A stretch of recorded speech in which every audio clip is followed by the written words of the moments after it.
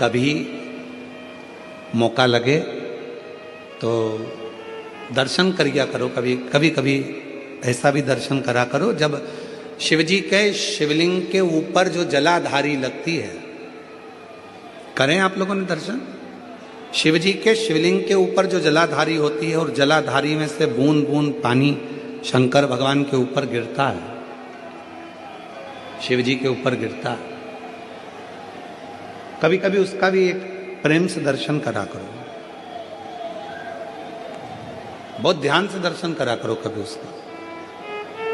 आप लोगों को पहले भी कहा कि जो जलाधारी होती है जिसमें से बूंद बूंद पानी गिरता है, वो शंकर भगवान की 5 लड़कियां हैं। कितनी बेटियां हैं? 5।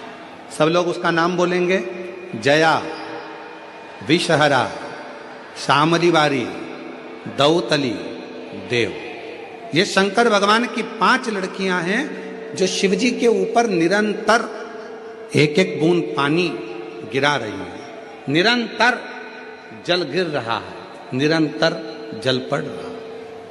कभी अगर मौका मिला करे तो एक बार जब आप शिव जी को जल चढ़ाने जाओ, लोटा भर के जल चढ़ाने जाओ, भगवान शंकर को जल अर्पित करने जाओ, तो कभी कभी अगर तुम्हारे थोड़ा सा समय तुमको तुम्हारे घर से अगर मिल जाए तो 2-5 मिनट शिव जी की जलाधारी में से जो पानी गिरता है उसका भी दर्शन करा करो, उसका दर्शन किया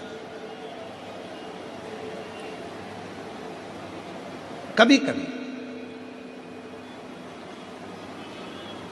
और यहां तक शिवपुराण कहती है,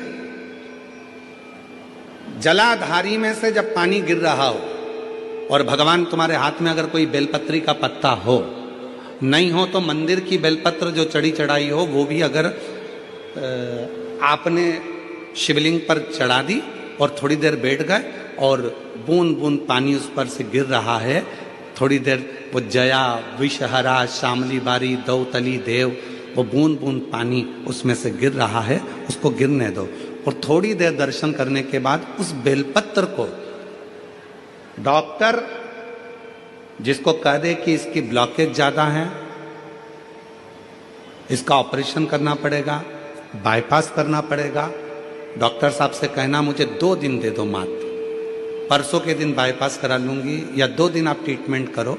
2 दिन जो शिवजी के जलाधारी में से पानी गिरता है, जया, विषहरा, शामली बारी, दौतली, देव जो पानी को गिरा रही होती हैं, उसके नीचे रखी हुई बेलपत्र को यदि जिसके हार्ट में प्रॉब्लम हो, जिसके थायराइड की प्रॉब्लम होती है, अगर वो बेलपत्र को अगर उस व्यक्ति को 2 दिन एक चढ़ी हुई बेलपत्र फिर एक चढ़ी हुई बेलपत्र 2 दिन खिला दीजिए और तीसरे दिन फिर जांच कराइए, डॉक्टर आपको बोलेगा कि अभी ऑपरेशन की जरूरत नहीं है, दवाइयों से आराम लग जाए, दवाइयों से आराम। डॉक्टर को जरूर दिखाओ, डॉक्टर का इलाज करवाओ, क्योंकि हमारे यहाँ शिव महापुराण में डॉक्टर को शिव का एक रूप कहा गया है, शंकर भगवान को डॉक्टर कहा गया है, क्योंकि शिव और डॉक्टर दोनों को विश्वास का प्रतिबिंब कहा गया है,